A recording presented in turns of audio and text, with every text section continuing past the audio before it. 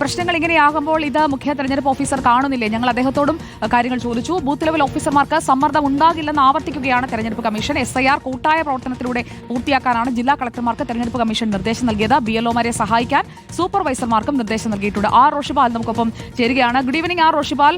പലയിടങ്ങളിൽ നിന്നായി BLOമാർ സമ്മർദ്ദം സഹിക്കാതെ ജീവൻ ഒടുക്കുന്നതടക്കമുള്ള വാർത്തകൾ രാജ്യത്തിന്റെ പലയിടങ്ങളിൽ നിന്ന് വരുന്നുണ്ട്. കേരളത്തിലും അത് സംഭവിച്ചു.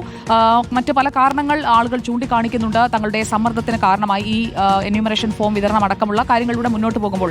ഇതെല്ലാം പലതവണ നമ്മളടക്കമുള്ള മാധ്യമങ്ങൾ ചൂണ്ടിക്കാണിച്ചതുമാണ്. ഇന്നിപ്പോൾ ഒരു സങ്കട ഹർജി കൂടി വന്നിരിക്കുകയാണല്ലോ മലപ്പുറത്ത്. എന്താണ് മുഖ്യ തെരഞ്ഞെടുപ്പ് ഓഫീസർ രത്തൻ ഖേൽക്കർ പറയുന്നത്? നടപടികൾ എന്തെങ്കിലും എടുക്കുന്നു?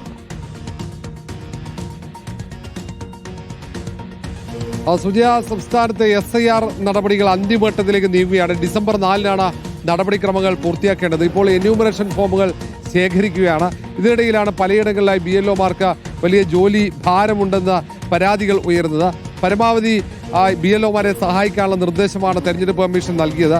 BLOമാരെ സഹായിക്കാനായി ഡിജിറ്റലൈസേഷന് ക്യാമ്പുകൾ സംഘടിപ്പിച്ചിട്ടുണ്ട്. പലയിടങ്ങളിലും ക്യാമ്പുകളിലേക്ക് വിദ്യാർത്ഥികൾ ഉൾപ്പെടെയുള്ള വളണ്ടിയർമാരുണ്ട്.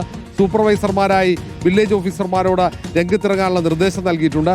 ചിലയിടങ്ങളിൽ റെസിഡൻസ് അസോസിയേഷനുകൾ സഹായം നൽകുന്നുണ്ട്. ഈ ഫോമുകൾ ശേഖരിക്കുന്നതടക്കം ഡിജിറ്റലൈസേഷന് വേണ്ടിയാണ് വളണ്ടിയർമാരെ നിയമിക്കാൻ തീരുമാനിച്ചത്. അങ്ങനെ ജോലിഭാരം കുറച്ച് BLOമാർക്കുള്ള സമ്മർദ്ദം കുറയ്ക്കാനുള്ള നീക്കമാണ് തെരഞ്ഞെടുപ്പ് കമ്മീഷൻ നടത്തുന്നതെന്ന വിശദീകരണമാണ് വരുന്നത്. അതിനപ്പുറത്തേക്ക് മറ്റ് പരാതികളൊക്കെ അത് ഒറ്റപ്പെട്ടതാണ്. ആ പരാതികൾ പരിശോധിച്ച് പരിഹരിക്കും എന്ന ഉറപ്പ് മാത്രമാണ് ഇപ്പോഴും തെരഞ്ഞെടുപ്പ് കമ്മീഷണർ ഓഫീസിൽ നിന്നും ലഭിക്കുന്നത്. ഏതായാലും 4-നകം തന്നെ നടപടിക്രമങ്ങൾ പൂർത്തിയാക്കാൻ കഴിയുമെന്ന ആത്മവിശ്വാസം തന്നെയാണുള്ളത്.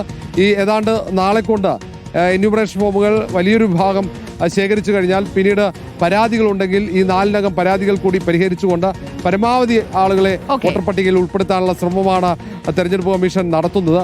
അതുകൊണ്ടാണ് ഒരു കൃത്യമായ ഒരു തീയതി മുൻകൂട്ടി നിശ്ചയിച്ചത്. ശരി, ആർ റോഷിപാലാണ് വിവരങ്ങൾ നൽകിയത്.